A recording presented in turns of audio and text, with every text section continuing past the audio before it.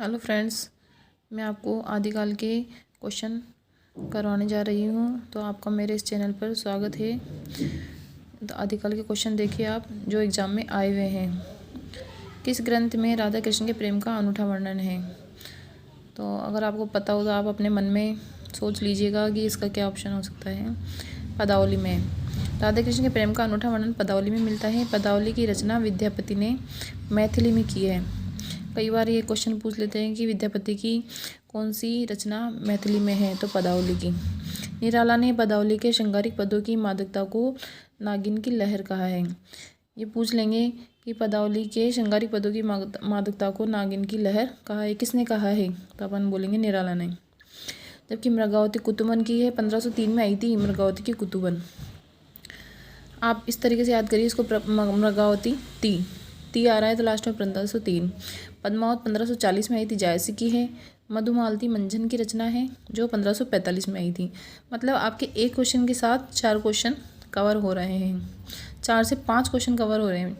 बीसल देव रासो की नायिका का नाम उल्लेख कीजिए। ये कई बार एग्जाम में पूछा गया है, तो राजमती है। पद्मावती, उसकी पद्मावती की है जायसी की। बीसल देव रासो की नायिका राजमती है। यह नरपति नाले की रचना है। कई एग्जाम में पूछा गया है बीसल देव रासो के रचिता कौन है? नरपति नाले। तो आप इसको ऐसे याद करो, बीन। तो इसमें आपको पता चल जाएगा नरपति नाले। यह वीर गीत काव्य है। इसकी कथा 4 खंड में है। कई बार पूछते हैं आपसे कि बीसल देव रासो की रचना कितने खंड में है? 4 खंड में है। तो आप इसको देख लेना। इसका तो क्या एक्सप्लेन करूँगी मैं। चर्यापद के रचिता है शबरपा। चर्यापद के शबरपा। चर्यापद एक प्रकार का गीत है, अनुष्ठानों के समय गाया जाता है। अब ऐसे ये आप इसको देख लो, दोहा कोश है सरहप्पा की। तो आप इसको ऐसे याद कर सकते हो, सर दोहा सुनाओ। तो आपको याद होगी ना, दोहा कोश सर की है। पीयू चित्तौड़ न आवीऊ सावण पहली तीज, जोवे बाट विरहिणी खिणखिण अणवे खीज। संदेशो पिण साहिबा पाछो फिरिय न देह, पंछी घाला पिंजरे छूटन रो संदेह। उक्त पंक्तियाँ किस रचना की है? खुमान रासो की। खुमान रासो रचिता दलपत विजय की है। तो आप खुमान रासो को ऐसे याद करिए खुद। तो खुमान रासो जैसे ही आपके आएंगे तो आप दलपत विजय के रचिता का नाम कर दोगे। इसी तरीके से अब आप देखिए जयचंद्र प्रकाश के रचिता कौन है। देखो ये सब क्वेश्चन आए हुए हैं, तो आपको इनको अच्छे से देखना है। इसके बाद आपको कोई सा भी क्वेश्चन देखने की जरूरत नहीं पड़ेगी। जयचंद्र प्रकाश के रचनाकार कौन है? भट्ट केदार। नरपति नाला किसके थे? आपको ध्यान है? बीसल देव रासो की। श्रीधर पाठक है जो रणमल छंद, कई बार पूछा गया है। रणमल छंद के रचिता श्रीधर पाठक है। जगनिक परमाल रासो के हैं। सिद्धों और योगियों की रचनाओं के संदर्भ में यह कथन किसका है? उनकी रचनाओं का जीवन की स्वाभाविक सारणियों, अनुभूतियों और दशाओं से कोई संबंध नहीं है। वे सांप्रदायिक शिक्षा मात्र तथा शुद्ध साहित्य की कोटि में नहीं आ सकती। तो ये रामचंद्र शुक्ल ने कहा है। रामचंद्र शुक्ल की पुस्तक का रचनाकाल हिंदी साहित्य का इतिहास, जो 1929 में प्रकाशित हुई थी।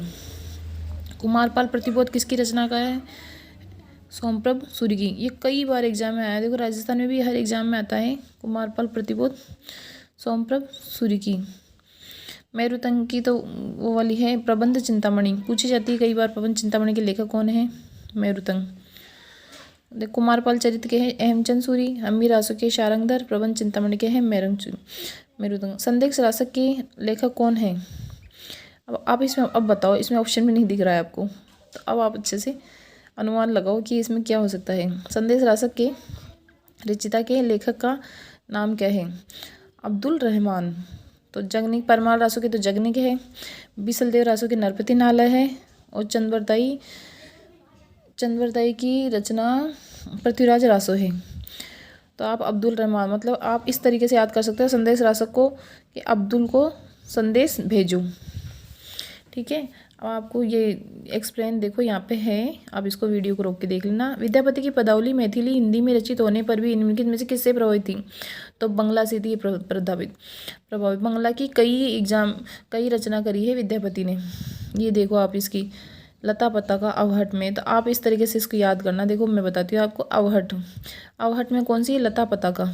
आप ऐसे याद कर लेना। मैथिली में पदावली गोरक्ष विजय है, वही संस्कृत में है सारी एग्जाम। बच्चन सिंह ने विद्यापति को जाति कवि कहा है, और हजारी प्रसाद द्विवेदी ने विद्यापति को श्रृंगार रस के सिद्ध वाक कवि कहा है। विद्यापति कृत कीर्ति लता की रचना भृगभंगी संवाद के रूप में हुई है। ये कई बार एग्जाम में पूछा गया है, ये वाला और ये जाति कवि वाला है, ये दो पूछे गए हैं, तो आप इसमें देख लें। भला हुआ जो मारिया बहिणी हमारा कंतु, लज्जे तम तू वह सियऊँ जय भग्या गरु एंतु। ये प्रसिद्ध पंक्तियाँ इनमें से किस कवि की है? हेमचंद सूरी की। हेमचंद सूरी व्याकरण ग्रंथ का हेमचंद सूरी के व्याकरण ग्रंथ का नाम है सिद्ध हेमचंद्रानु शब्दानुशासन। तो आप इसको देख लेना। अब मैं आपको इतने ही क्वेश्चन कराऊंगी, आप इसके बाद में मुझसे आपको अच्छा लगे ये कंटेंट तो आप इसको चैनल को लाइक और सब्सक्राइब करें, कमेंट बॉक्स में लिख दें कि हमको ये क्वेश्चन अच्छे लगे, तो ये सीरीज को मैं आगे भी जारी रखूँगी। धन्यवाद।